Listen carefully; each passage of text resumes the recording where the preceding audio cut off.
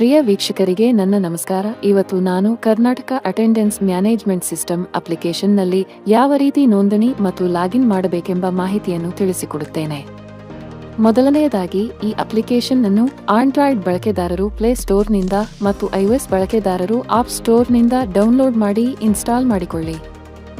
ಇಲ್ಲಿ ಕಾಣುತ್ತಿರುವ ಕ್ಯಾಂಪ್ಸ್ ಅನ್ನು ಅಪ್ಲಿಕೇಶನ್ ಮೇಲೆ ಕ್ಲಿಕ್ ಮಾಡಿ, ನಂತರ ರಿಜಿಸ್ಟ್ರೇಷನ್ ಅನ್ನು ಬಟನ್ ಮೇಲೆ ಕ್ಲಿಕ್ ಮಾಡಿ. ನಿಮ್ಮ ಮೊಬೈಲ್ ಸಂಖ್ಯೆಯನ್ನು ನಮೂದಿಸಿ ಮತ್ತು ನಿಮ್ಮ ಮೊಬೈಲ್ ಸಂಖ್ಯೆಗೆ ಕಳುಹಿಸಲಾದ OTPಯನ್ನು ನಮೂದಿಸಿ. ನಿಮ್ಮ ಆಧಾರ್ ಸಂಖ್ಯೆಯನ್ನು ಇಲ್ಲಿ ನಮೂದಿಸಿ.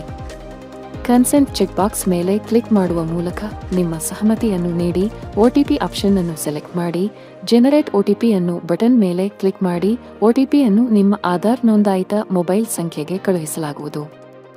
ಆ OTPಯನ್ನು ನೋಂದಾಯಿಸಿ ಸಬ್ಮಿಟ್ ಬಟನ್ ಅನ್ನು ಕ್ಲಿಕ್ ಮಾಡಿ.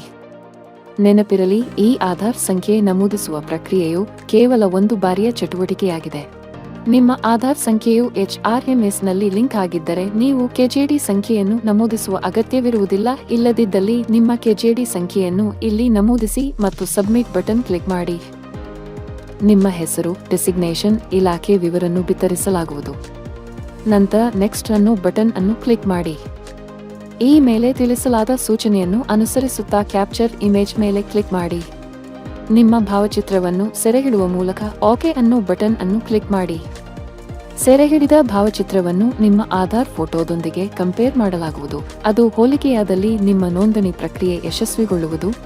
ಈ ರಿಜಿಸ್ಟ್ರೇಷನ್ ಪ್ರಕ್ರಿಯೆಯು ಕೇವಲ ಒಂದು ಬಾರಿಯ ಚಟುವಟಿಕೆಯಾಗಿರುತ್ತದೆ.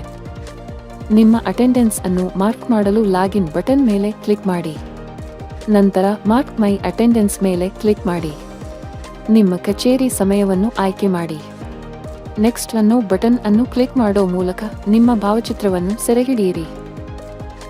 ನೆನಪಿರಲಿ, ನಿಮ್ಮ ಭಾವಚಿತ್ರವನ್ನು ಸೆರೆಹಿಡಿಯುವಾಗ ನೀವು ನಿಮ್ಮ ಕಚೇರಿಯಲ್ಲಿ ಅಥವಾ ತಮಗೆ ನಿಯೋಜಿತ ಅನ್ಯ ಕೆಲಸದ ಸ್ಥಳದಲ್ಲಿ ಹಾಜರಿದ್ದರೆ ಮಾತ್ರ ನಿಮ್ಮ ಅಟೆಂಡೆನ್ಸ್ ಹಾಕಲು ಸಾಧ್ಯ.